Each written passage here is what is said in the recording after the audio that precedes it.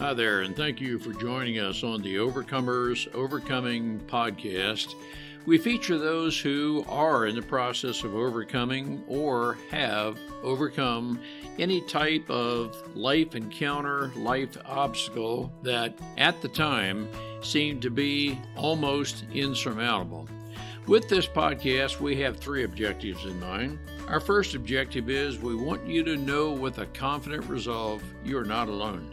We want to work with you. We want you to know there are others who are working with you, who want to help you through whatever you are encountering, and together we will get through whatever you're experiencing. Our second objective is there are multiple options for any life encounter you are facing. We want to help you develop a resolve that there are various options and solutions to any life dilemma. Our third objective is to help you with critical thinking skills. If you're encountering something that was possibly a decision you made sometime in the past, and if you had the opportunity for a life redo, you would make a different decision. We want to help you with those critical thinking skills that can help you make an informed decision and not encounter what you're going through at the moment. We are the Cooper Culture, a veteran-owned business. We work with business personnel and families to develop and sustain connected relationship cultures within their families and organizations. That type organization is one where people feel wanted, appreciated, and genuinely a part of that organization. I'm with my wife and business partner, Marty, who has helped me facilitate this podcast.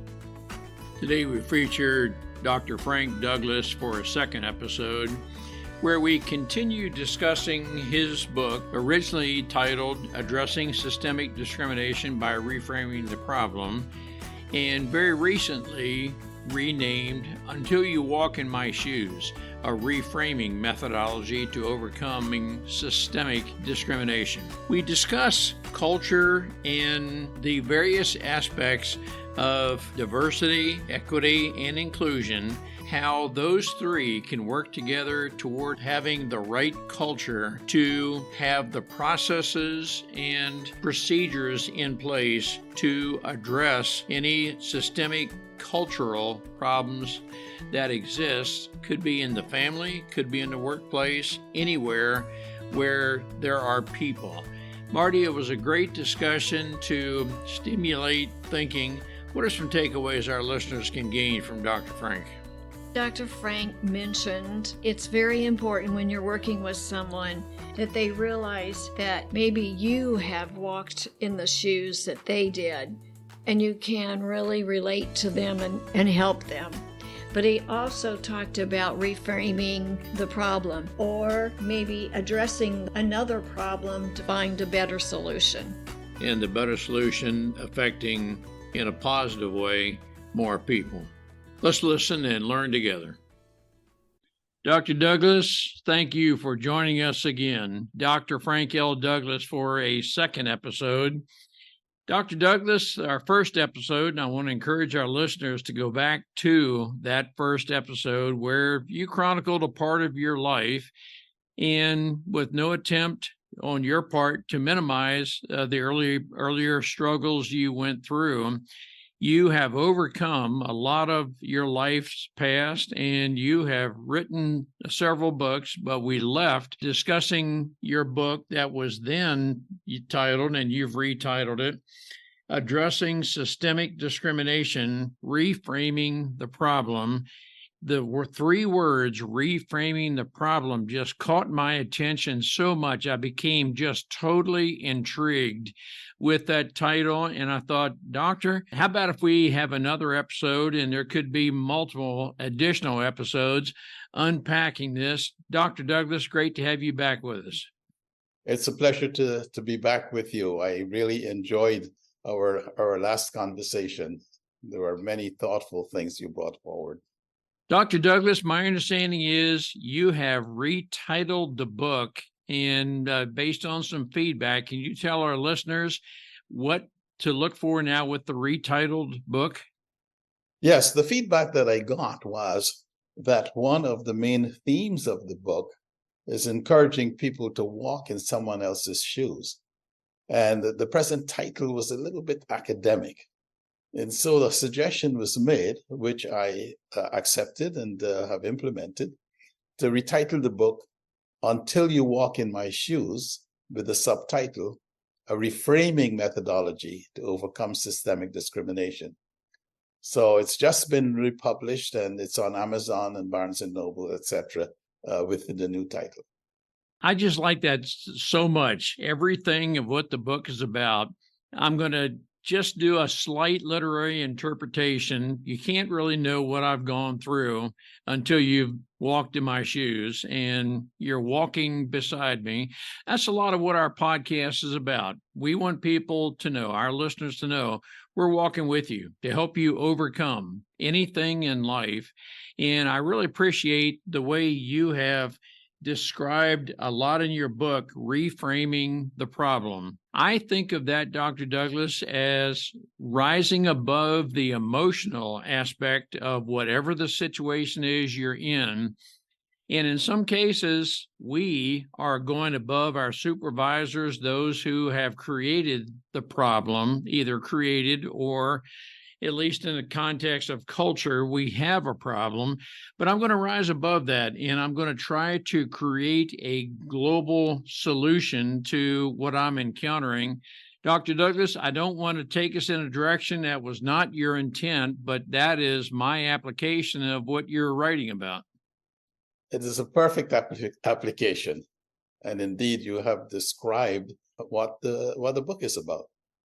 I think for me as well, we're addressing a mindset that we want to create in those, our listeners, your readers, a mindset that we can be above, but how do we reframe the problem such that we can get by, get past, get over, and provide a more global solution to the situation we're encountering? Is that the essence of what you wrote about?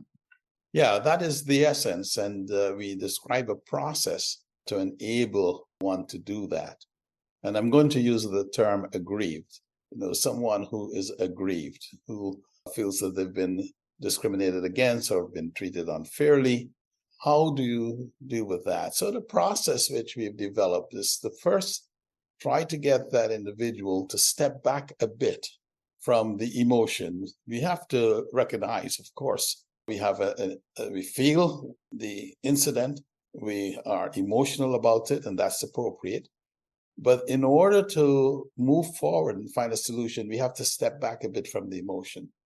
So the first thing we do is we have an intake form that's very brief. It can be filled 1 page, at most 2 pages, that asks the individual to basically list the following things, and they are 4. What's the desired outcome? Namely, what is it you would like to achieve? And so often, when we are aggrieved, we are so upset that we lose the big picture. We forget what is it we really would like to achieve. So, because we're just looking at the pain that we feel. So what's the desired outcome? What is the situation, as best as you can describe it? What is the environment that you're in? And in your words, briefly, what do you see that the real problem is? And what we ask the individual to do is to describe that using bullet forms, simple sentences, not a paragraph, because when it's a paragraph, we become novelists and the emotion takes over. And as those of us who are old enough to remember that detective show with Detective Friday, just the facts, ma'am, just the facts. Mm-hmm. So just state the facts. And that's why it can be done in 1 page, at most 2 pages. And so that's the first thing we do, is to get the aggrieved individual to fill this out. What's your desired outcome? What's the situation, as you see, just the facts? What's the environment, as you see it, again, just the facts? And how do you see the problem? And looking at that, because we do believe that any organization, including the family as an organization, there are two very important things that are fundamental. They're equity and inclusion. And equity are the policies and the rules by which we would agree to play. Inclusion are those behaviors that show us that we are valued, we belong, etc. And those are the two critical things. So we have a panel we call our VIP, Victors in Overcoming Injustice in Their Professions. These are individuals who have walked in the shoes of the aggrieved before. They have experienced such or similar types of problems, and they have overcome them. So the first thing that happens is that the aggrieved individual feels that they are being heard because they are discussing with individuals who have walked in their shoes and who understand the problem. And so they're being heard, which is really fundamental. When you're aggrieved and you're explaining, a lot of times you feel nobody's really listening to me. They're not getting it. So this group of VIPs, as we call them, they then look at the case and try to identify in that case what are the issues around equity, namely in the organization. And we described it very simply. And you mentioned one of them. What are the processes in the organization that ensure that one will be treated fairly? Are there evidences of privilege, namely there are groups that are treated differently? And what are the prospects for the individual? Namely, is there a relationship between the quality of the work I do and the recognition that I get, be it promotions, be it increase in salary, whatever. So those three things, privilege, processes, prospects, are dimensions of equity. And in inclusion, it's actually easier to describe exclusion because when you're excluded, you feel it, you recognize it. And so we look at what are called microaggressions, namely microassaults. Are you being, in a nonverbal way, being demeaned? Microinsults, namely, is your group, your tribe, your ethnicity, is it broader? Are they being demeaned? And then micro-invalidations, namely, are you not being recognized for the value that you have for the accomplishments that you have made? And so those are the three parts of inclusion. And so one looks at the case to identify their evidences of these.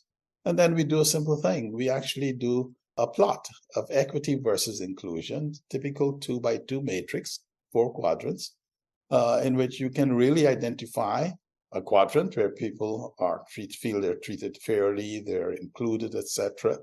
High equity, high inclusion. Those individuals are motivated, they are engaged. Similarly, if there's low equity, low inclusion, those individuals are really very distressed, very unhappy, and often they're individuals who are looking to find another job, etc. So you can describe these 4 quadrants, and that's what we do. And after we've done that, we go back and we look at the desired outcome, and we ask ourselves, given where this individual sit, the quadrant in which they presently sit, are there opportunities on the equity side or on the inclusion side to find a better problem to solve to get them to their desired outcome? Now, what's a better problem to solve?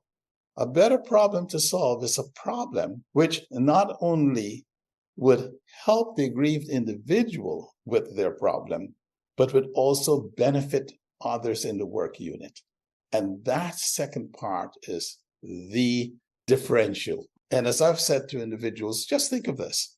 You're aggrieved. You're going to go to your manager, your supervisor, to let them know that you've been treated poorly. Immediately, no matter how well-trained or empathetic that individual is, that individual is in a defensive posture.